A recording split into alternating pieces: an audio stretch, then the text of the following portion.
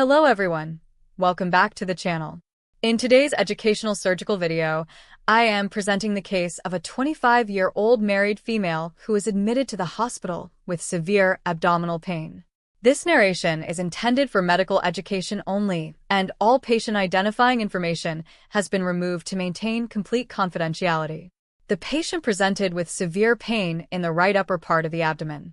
The pain had gradually become more intense and was associated with nausea and discomfort. On clinical examination, tenderness was noted in the right upper quadrant, raising suspicion of gallbladder disease. To establish the diagnosis, the surgical team advised routine laboratory investigations along with an abdominal ultrasound. The blood tests were reviewed, and the ultrasound demonstrated multiple gallstones within the gallbladder.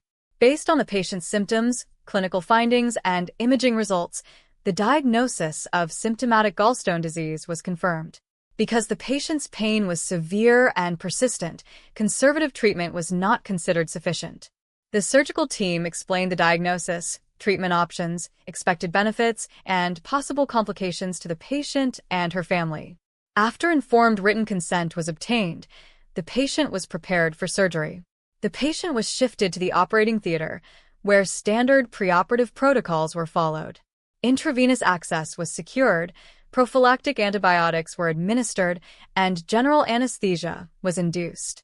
After ensuring adequate anesthesia, the abdomen was cleaned with antiseptic solution and covered with sterile drapes to maintain a completely sterile operative field. This procedure was performed as an open cholecystectomy. A right subcostal incision was carefully made to access the abdominal cavity. The skin, subcutaneous tissue, muscles, and peritoneum were opened layer by layer with meticulous attention to hemostasis.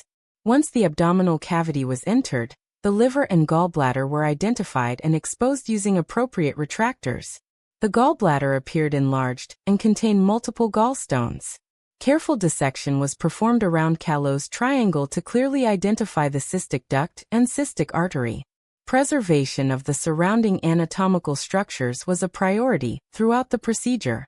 After confirming the anatomy, the cystic duct and cystic artery were securely ligated and divided.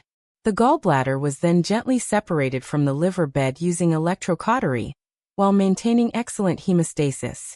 Care was taken to avoid injury to nearby structures and to prevent bile leakage during dissection. Once completely mobilized, the gallbladder containing multiple stones was removed successfully from the abdominal cavity. The operative field was carefully inspected for bleeding or bile leakage. The area was irrigated thoroughly with warm normal saline, and complete hemostasis was confirmed. A drain was placed according to the surgeon's judgment before closure. The abdominal wall was closed in anatomical layers using appropriate sutures, followed by skin closure. A sterile dressing was applied over the surgical wound. The patient remained hemodynamically stable throughout the procedure. She was transferred safely to the recovery room for close postoperative monitoring. Pain management, intravenous fluids, antibiotics, and routine postoperative care were continued. The patient recovered well without any intraoperative complications. Open cholecystectomy remains a safe and effective procedure for patients with symptomatic gallstones. This video is shared purely for educational purposes to help medical students, healthcare professionals, and surgical learners better understand the principles of open gallbladder surgery.